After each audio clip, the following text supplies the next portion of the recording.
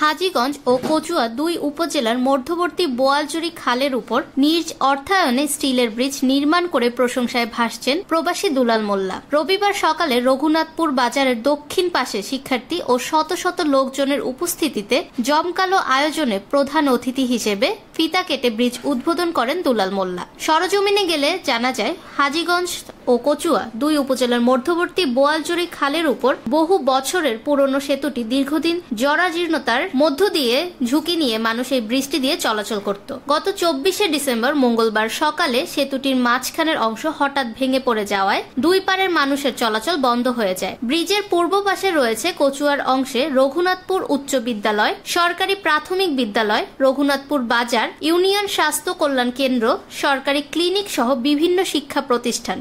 ওই প্রতিষ্ঠানগুলোতে যাওয়ার জন্য প্রায় 2 কিলোমিটার রাস্তা ঘুরে ব্রিজ পেরিয়ে যেতে হতো হাজীগঞ্জের উপজেলাবাসী। বড়ইগাঁও ও রঘুনাথপুর মানুষের হাজীগঞ্জ উপজেলা যাওয়ার সহজ রাস্তা ছিল এই ব্রিজটি। বড়ইগাঁও গ্রামের কৃতি সন্তান ওমান প্রবাস থেকে দেশে এসে এই ব্রিজটি ভাঙা দেখে চলাচলের অনুপযোগী হওয়ায় এবং মানুষের কষ্ট লাঘব দেখে দুলাল মোল্লা ব্রিজ উদ্বোধনে 10 লক্ষ টাকা খরচ করে স্টিলের নতুন একটি ব্রিজ নির্মাণ করেন। এই ব্রিজ দিয়ে দুই উপজেলার হাজীগঞ্জ ও কচুয়া 20 গ্রামের মানুষ চলাচল করে থাকেন প্রতিনিয়ত।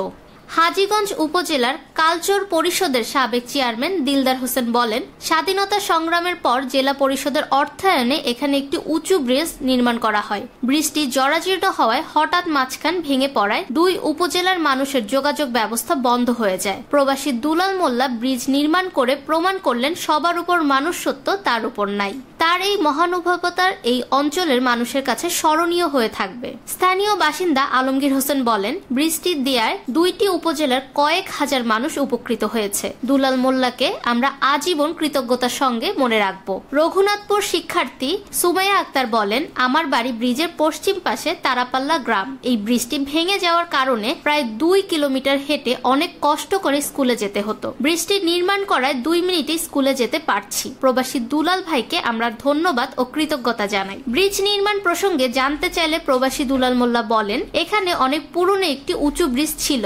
ছোটবেলায় আমার বাবার সাথে যখন রঘুনাথপুর বাজারে আসতাম, তখন দেখতাম দুই উপজেলার হাজার মানুষ এই ব্রিজ দিয়ে চলাচল করত। গত বছরের শেষ দিকে ব্রিজটি জরাজীর্ণ থাকার কারণে হঠাৎ ভেঙে খালে পড়ে যায়। দুই উপজেলা মানুষের চলাচলের ব্যবস্থা বন্ধ হয়ে যাওয়ায় মানুষের দুর্ভোগ দেখতে পাই দেশে এসে। তাই নিজ উদ্যোগে দুই উপজেলা মানুষের কষ্ট লাঘবে এবং বিশেষ করে স্কুল পড়ুয়া শিক্ষার্থীদের কষ্ট দেখে আমি নিজ অর্থায়নে ব্রিজটি নির্মাণের উদ্যোগ নেই। আজ আমি ব্রিজটি উদ্বোধন করতে পেরে মানুষের কষ্ট লাঘব কিছুটা হলেও উপকৃত করতে পেরে আল্লাহ তাআলার কাছে শুকরিয়া আদায় করছি।